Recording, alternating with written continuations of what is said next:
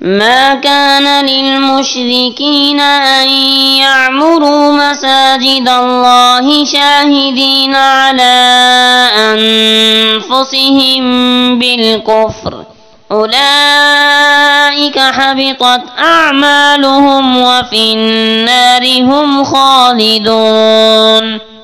مشرکوں کے لائق نہیں کہ وہ اللہ کی مسجدیں آباد کریں، درا حال ہے کہ وہ اپنی جانوں پر کفر کے گواہ ہیں۔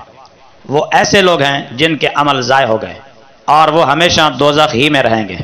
انما يعمر مساجد الله من آمن بالله واليوم الآخر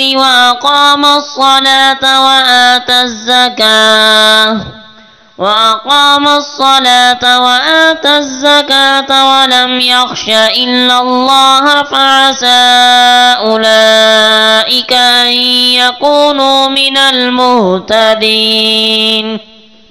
اللہ کی مسجدیں وہی آباد کر سکتے ہیں جو اللہ اور قیامت کے دن پر ایمان لائے اور انہوں نے نماز قائم کی اور زکوٰۃ دی اور وہ اللہ کے سوا کسی سے خائف نہ ہوئے، تو وہ لوگ اس کے قریب ہیں کہ ہدایت پانے والوں میں سے ہو جائیں۔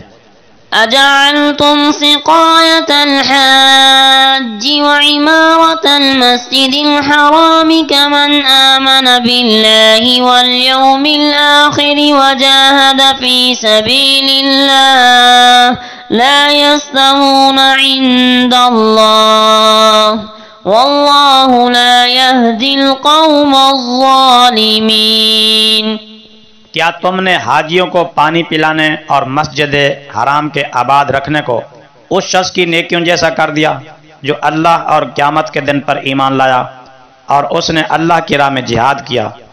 وہ اللہ کے نزدیک برابر نہیں ہو سکتے، اور اللہ ان لوگوں کو ہدایت نہیں دیتا جو ظلم کرنے والے ہیں۔ الذين آمنوا وهاجروا وجاهدوا في سبيل الله بأموالهم وأنفسهم أعظم درجة عند الله وأولئك هم الفائزون۔ وہ لوگ جو ایمان لائے اور انہوں نے ہجرت کی اور اللہ کی راہ میں اپنے مال و جان کے ساتھ کافروں سے جہاد کیا، وہ اللہ کے نزدیک بہت بڑا درجہ رکھنے والے ہیں اور وہی مراد کو پہنچنے والے ہیں۔ يبشرهم ربهم برحمة منه ورضوان وجنات لهم فيها نعيم مقيم۔ ان کا رب انہیں خوشخبری سناتا ہے اپنی رحمت اور خوشنودی کی اور جنتوں کی جن میں ان کے لیے دائمی نعمت ہے۔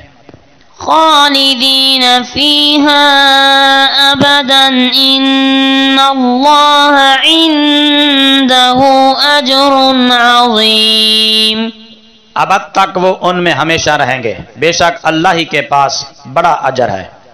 يا أيها الذين آمنوا لا تتخذوا آباءكم وإخوانكم أولياء إن استحبوا الكفر على الإيمان ومن يتولهم منكم فأولئك هم الظالمون۔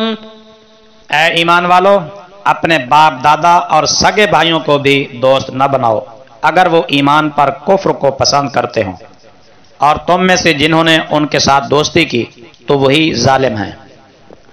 قل إن كان آباؤكم وأبناؤكم وإخوانكم وأزواجكم وعشيرتكم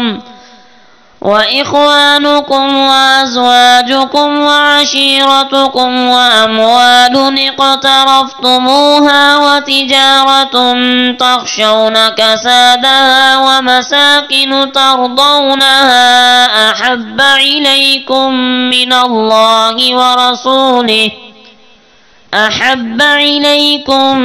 الله ورسوله وجهاد في سبيله فتربصوا حتى يأتي الله بأمره والله لا يهدي القوم الفاسقين۔ اے محبوب، آپ فرمائیں اگر تمہارے باپ دادا اور تمہارے بیٹے اور تمہارے سگے بھائی اور تمہاری بیویاں اور تمہارا کنبہ اور تمہارے مال جو تم نے کمائے اور تجارت جس کے مندہ پڑ جانے سے تم ڈرتے ہو اور رہائشی مکانات جنہیں تم پسند کرتے ہو زیادہ محبوب ہوں تمہیں اللہ اور اس کے رسول اور اس کی راہ میں جہاد کرنے سے، تو انتظار کرو یہاں تک کہ اللہ اپنا حکم لے آئے، اور اللہ نافرمان لوگوں کو ہدایت نہیں فرماتا۔